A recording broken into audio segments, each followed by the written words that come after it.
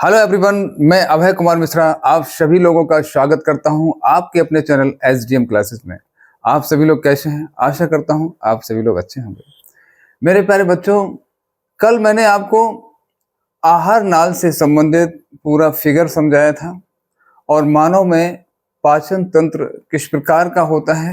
मैंने एक एक चीज़ आपको बहुत अच्छी तरीके से समझाई थी। चलो इसको एक बार हम फिर से थोड़ा सा रिवीजन में लेते हैं।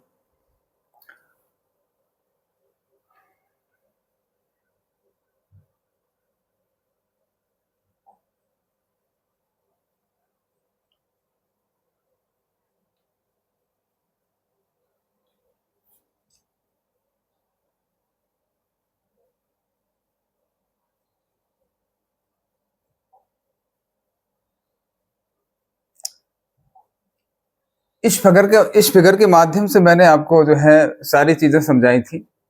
किस प्रकार से पाचन का प्रारंभ कहाँ से होता है, मुख से प्रारंभ होता है, ग्रसनी में आता है, ग्रसनी में वायु तथा भोजन दोनों ही साथ में आते हैं। इसके बाद यहाँ पे एक एपिग्लोटिस वाल्व लगा हुआ है।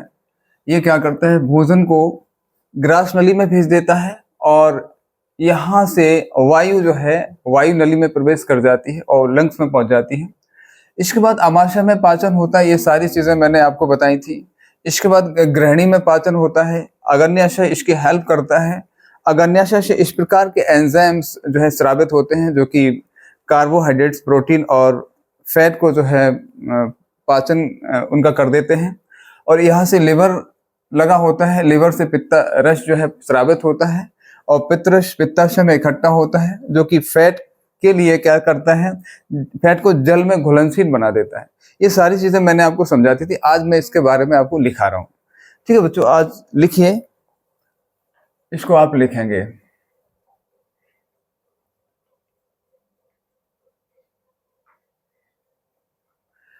ये है मेन फिगर है आहार नाल का, इसको आपको बनाना है। इसको मैंने इसके बारे में पूरा समझा दिया अपने तरीके से। इसके बाद इसको आप बना लेना अच्छी तरह से। देखिए, चलिए शुरू करते हैं। सबसे पहले मानव में पाचन क्रिया, डाइजेशन इन ह्यूमन। आहार नाल के विभिन्न भागों में निम्न प्रकार से भोजन का पाचन होता है।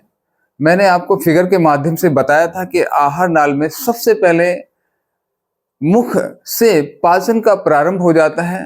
भोजन सबसे पहले मुख में प्रवेश करता है। मुख में पाचन, डाइजेशन इन माउथ, यह आहार नाल का पहला अंग है। भोजन के पाचन की शुरुआत यहीं से होती है। मुंह में दांत भोजन को छोटे छोटे कणों में तोड़ते हैं और जीवा जो होती है, जीभ जो होती है, टंग होती है, वो क्या करती है, लार की मदद से भोजन को अच्छी तरह से मिलाती है एवं भोजन को कैसा बना देती है, लसलसा बना देती है। मैंने ये कहा था कि जब लार में भोजन मिलता है, यदि इसको आप ज्यादा देर तक इसको चबाते रहिए तो मीठा मीठा सा लगता है। इसी को कहते हैं कि कार्बोहाइड्रेट जो होता है, जो मंड होता है बच्चों, स्टार्च होता है, वो किस में बदल जाता है, ग्लूकोज में, शुगर में बदल जाता है, शक्कर में, इसलिए वो मीठी मीठी लगती है, लसलसा बनाती है। यहाँ लार में उपस्थित एंजाइम एमाइलेज, टाइलिन एंजाइम पाया जाता है लार में। अगर टाइलिन नहीं, अगर उसमें आप जैसे मान लो कोई ऑप्शन में आ जाता है, कोई एमसीक्यू क्वेश्चन आ जाता है, यदि टाइलिन नहीं है तो एमाइलेज अपन मान सकते हैं इसको, क्योंकि जो काम टाइलिन करता है ये भी क्या करता है, कार्बोहाइड्रेट्स को ग्लूकोज में बदल देता है। उसी प्रकार से एमाइलेज एंजाइम होता है, वो क्या करता है, कार्बोहाइड्रेट्स को काय में पाचन कर देता है, ग्लूकोज में कर देता है, बदल देता है। टाइलिन मंड स्टार्च, इसको कार्बोहाइड्रेट्स कहते हैं, कि कणों को शर्करा मीन्स ग्लूकोज में बदल देता है, शर्करा में बदल देता है या इनका पाचन कर देते हैं। यहाँ लगभग 5% कार्बोहाइड्रेट्स का पाचन हो जाता है। किस में हो जाता है, ग्लूकोज में बदल जाते हैं और वो एक एनर्जी के रूप में हमारे शरीर में काम आते हैं। नेक्स्ट नंबर देखेंगे, पहला हो गया मुख में पाचन। इसके बाद आता था ग्रसनी एवं ग्रास नली। ग्रसनी तथा ग्रास नली में पाचन, फेरिंग्स एंड ओसोफेगस में पाचन किस प्रकार से होता है, पाचन होता भी है इसमें क्या नहीं होता है।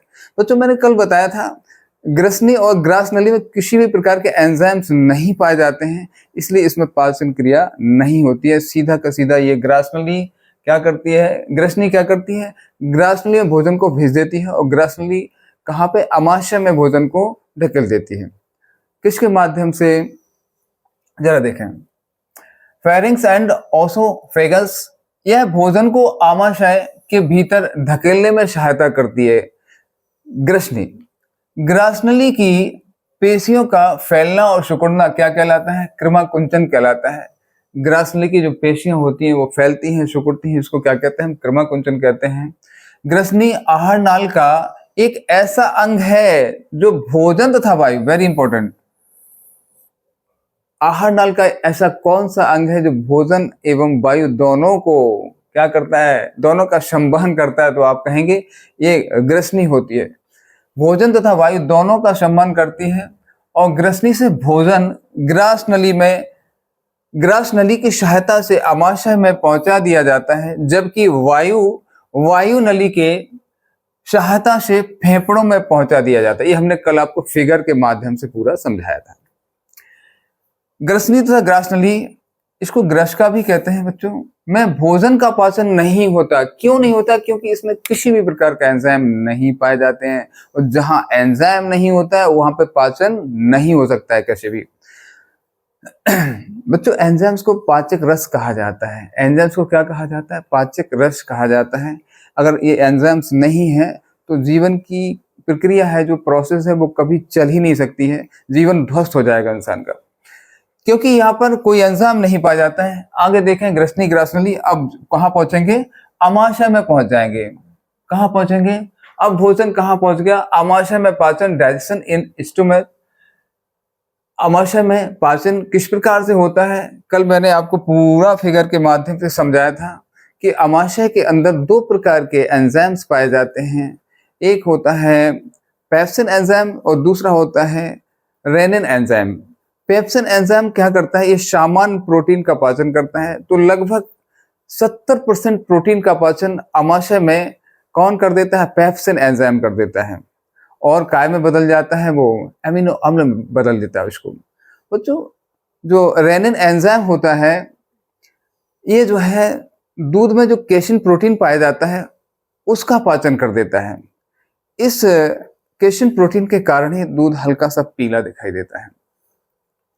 बच्चों जो केसिन प्रोटीन होता है, ये दरअसल क्या है कि वयस्क अवस्था में ये नहीं बनता है प्रोटीन, क्योंकि आपने देखा होगा दूध की जो मात्रा होती है ये बच्चे ज्यादा पीते हैं, है ना, इसलिए उस समय जो है बहुत ज्यादा मात्रा में बनता है केसिन प्रोटीन।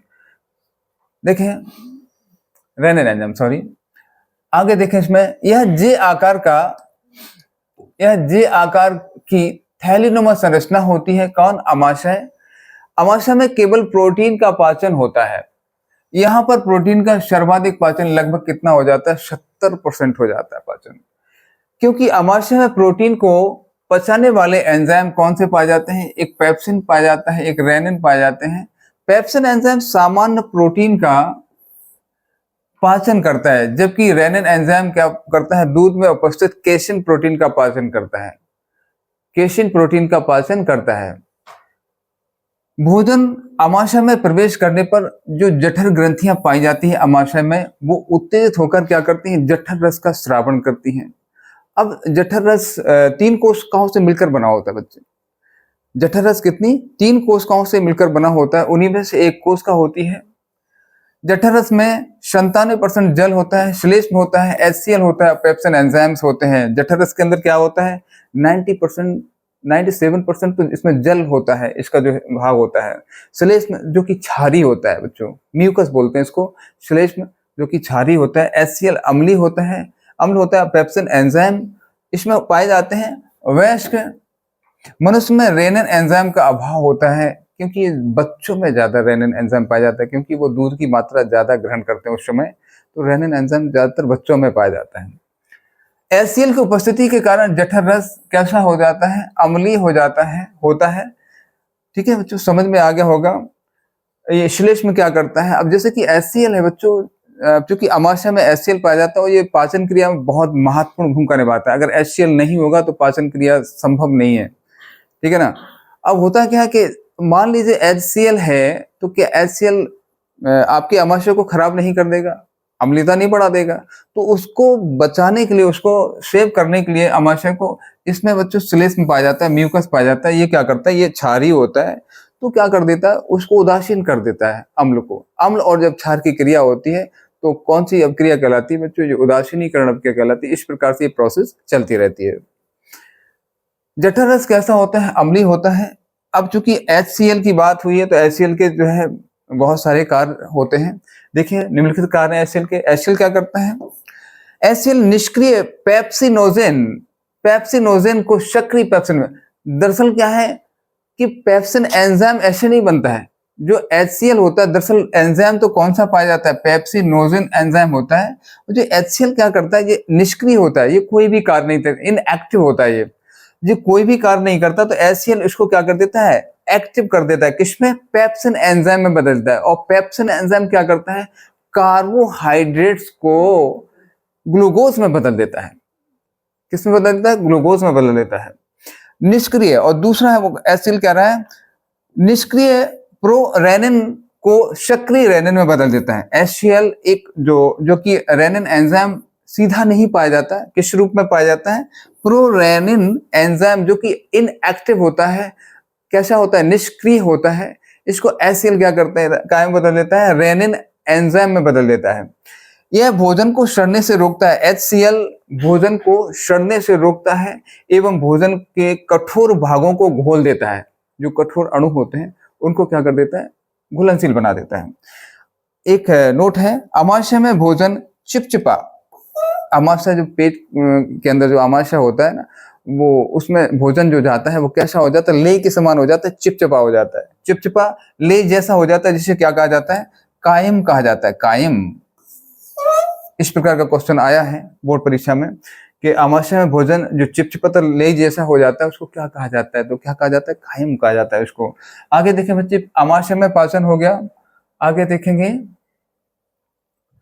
अब कहां पहुंचेंगे, छोटी आंत में पाचन। छोटी आंत हमने बताया था आपको, छोटी आंत 3 भागों से मिलकर बनी होती है, गृहिणी और मध्यांत्र और शेषांत्र। गृहिणी, मध्यांत्र और शेषांत्र। दरअसल क्या है कि जो गृहिणी होती है इसमें भोजन का सर्वाधिक पाचन होता है। मध्यांत्र और शेषांत में भोजन का सर्वाधिक अवशोषण हो जाता है और यहीं पे जो है पाचन क्रिया पूर्ण हो जाती है। कहां पर, शेषांत पर जाकर। तो देखें इसके बारे में जरा। छोटी आंत आहार नाल का सबसे बड़ा भाग है। यह अधिक कुंडलित होता है बच्चे, कुंडली के आकार का होता है, घुमा हुआ छोटी आंत। क्योंकि नाम ही इसका छोटी आंत है, लेकिन दरअसल अगर लंबाई में देखा जाए तो ये बड़ी आंत से ज्यादा लंबी है। बड़ी आंत का मतलब होता है चौड़ापन, लेकिन छोटी आंत का मतलब क्या है, ज्यादा कुंडलित होती है, अधिक लंबी होती है।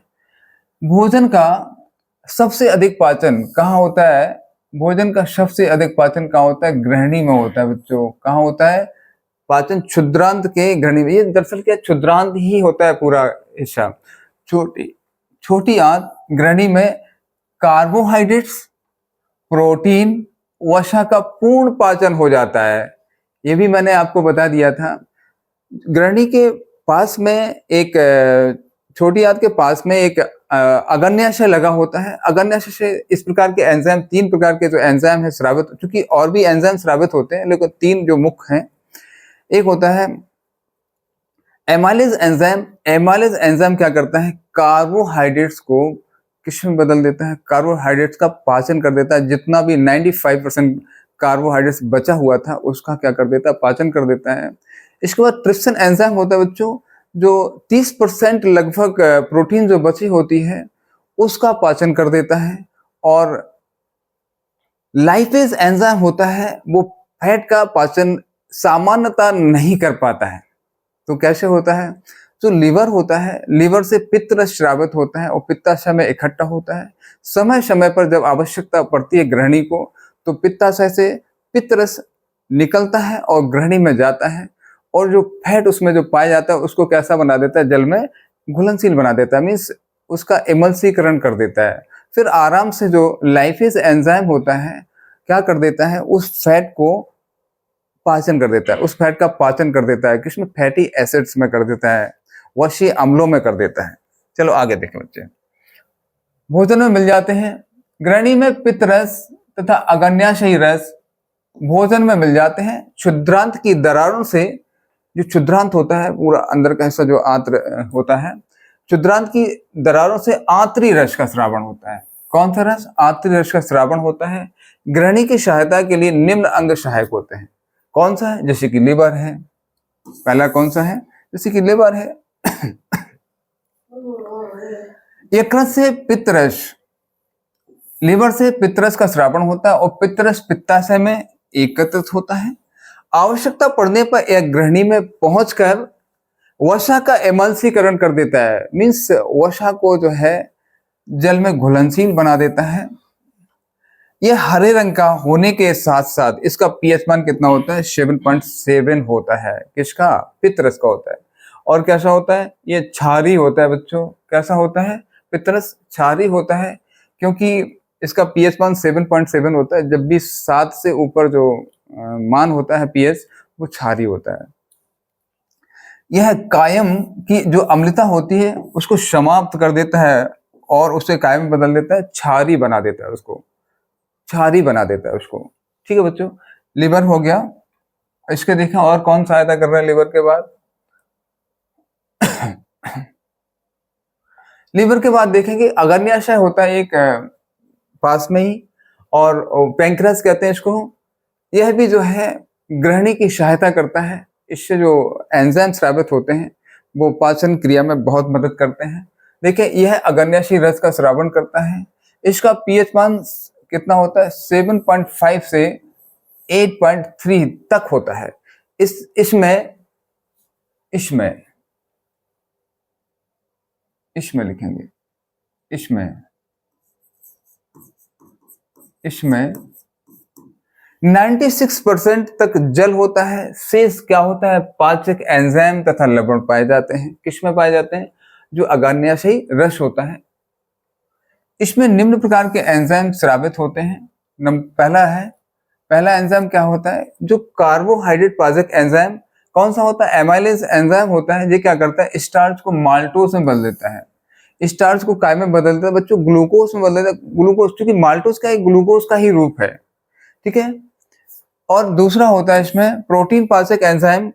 ये क्या करता है? ट्रिप्सिन एवं काइमोट्रिप्सिन एंजाइम जो होते हैं, जो अग्न्याशय में पाए जाते हैं, ये क्या करता है? 30% जो प्रोटीन बचा था उसका क्या कर देता है? पाचन कर देता है। किसमें? एमिनो अम्ल में कर देता है। ट्रिप्सिन एंजाइम प्रोटीन को पॉलीपेप्टाइड और पेप्टोन्स में बदल देता है। कौन सा? Trypsin enzyme. किसको? प्रोटीन को किस में बदल देता है? पॉलीपेप्टाइड एवं पेप्टोन्स में बदल देता है। और नेक्स्ट है वसा पाचक एंजाइम, इसको लाइपेज कहते हैं। ऑलरेडी मैं बता चुका हूं आपको। स्टीएप्सिन भी कहते हैं इसको। एमल्सीकृत वसा का पाचन करता है। देखो कैसे करता है बच्चे। जो फैट होता है अघुलनशील होता है बच्चों। ये फैट कैसा होता है? अघुलनशील होता है। ये कठोर कण होते हैं, बड़े बड़े कण होते हैं। ये घुलता नहीं है सामान्यतः। पित्तरस आता है, इसमें मिल जाता है। पित्त क्या करता है? इसको घुलनशील बना देता है, पायशीकृत वसा में बदल देता है। और फिर क्या करता है? जो लाइपेज एंजाइम होता है इसको वसा अम्ल में बदल देता है, फैटी एसिड्स में बदल देता है। और किस में बदल देता है? साथ में ग्लिसरॉल भी बनता है। इसमें साथ में क्या बनता है? ग्लिसरॉल भी बनता है। एक एंजाइम और पाया जाता है बच्चों इसमें अग्न्याशय में, न्यूक्लियस एंजाइम कहते हैं जिसको। ये क्या करता है? न्यूक्लिक अम्लों का पाचन कर देता है। क्या कर देता है? न्यूक्लिक अम्लों का पाचन कर देता है। नेक्स्ट देखेंगे, लास्ट प्रोसेस है हमारी बड़ी आंत, वृद्धात्र कहलाता है। लार्ज इंटेस्टाइन कहलाती है। बड़ी आंत होती है, नाम ही इसका बड़ा है। बड़ी आंत दरअसल क्या है? ये चौड़ी होती है इसलिए बड़ी आंत कहलाती है, लेकिन छोटी आंत से ये कैसी लंबाई में छोटी होती है। ठीक है। देखें यह बड़ी आंत अधिक चौड़ी, यह बड़ी आंत कैसी होती है बच्चों? अधिक चौड़ी होती है। छोटी आंत की तुलना में कम लंबी होती है। छोटी आंत से बिना पचा हुआ अब छोटी आंत में दरअसल क्या पूर्ण पाचन हो जाता है, जो अपशिष्ट पदार्थ बचते हैं उनको बड़ी आंत में भेज दिया जाता है और वहाँ पे जो लस्ट होता है, रेक्टम, मलाशय होता है, वहाँ जो है उसके द्वारा क्या होता है वो मल के रूप में गुदा द्वार से बाहर हो जाता है। देखें इसमें क्या होता है, बिना पचा हुआ भोजन तथा अवशिष्ट भोजन बृहदात्र में भेज दिया जाता है, जहां अधिसंख्य दीर्घरोम, अधिसंख्य मतलब बहुत अधिक मात्रा में, दीर्घरोम का मतलब एक ब्रुश की तरह होता है बच्चों, ये इस प्रकार के ब्रुश के जो ब्रुशेस होते हैं ना, इस प्रकार से निकले रहते हैं, वो क्या करते हैं, अधिसंख्य दीर्घरोम इसमें उपस्थित लवणों और जल का क्या कर लेते हैं, अवशोषण कर लेते हैं। दीर्घरोम ब्रुश के समान होते हैं ये, और क्या कर देते हैं, जल का अवशोषण और लवणों का अवशोषण कर लेते हैं। शेष पदार्थ जो बचता है वो गुदा द्वार द्वारा शरीर के बाहर मल के रूप में त्याग दिया जाता है, मल के रूप में उसको त्याग दिया जाता है। इस क्रिया को बहिक्षेपण कहते हैं। बच्चों ये पाचन क्रिया, मानव में पाचन क्रिया, पाचन तंत्र पूरा समाप्त हो गया है। कल की वीडियो जरूर देखिएगा, वहां पे मैंने बहुत अच्छे तरीके से एक्सप्लेन किया है और इसमें आज मैंने उसके बारे में पूरा का पूरा जो है आपको समझा दिया, किस प्रकार से आपको नोट्स बनाना है, किस प्रकार से आपको लिखना है। तो इनको आप नोट्स बनाते रहिए, मैं बहुत ही डिटेल में आपको पढ़ा रहा हूँ। ठीक है बच्चों, अब नेक्स्ट जो है इसके बाद जो भी टॉपिक्स मैं ले रहा हूँ, अब मैं पहुंचता हूँ थोड़ा से, दरअसल क्या है, जो भोजन को जो चबाने वाली चीजें हैं, दांत, ठीक है ना, टीथ, इसके बारे में मैं आपको कल समझाऊंगा और नेक्स्ट वीडियो में इसके बारे में आपको बहुत अच्छी तरीके से बताऊंगा। और जो लार ग्रंथियां होती हैं उसके बारे में भी थोड़ा सा आपको बताऊंगा कि लार ग्रंथियां कहाँ कहाँ पाई जाती हैं, कैसी कैसी होती हैं, कितनी जोड़ी होती हैं। ठीक है बच्चों, इसी के साथ मैं आपसे विदा लेता हूँ और मिलता हूँ नेक्स्ट सेशन पर। तब तक के लिए जय श्री कृष्ण, जय श्री राधे, जय माता राधे।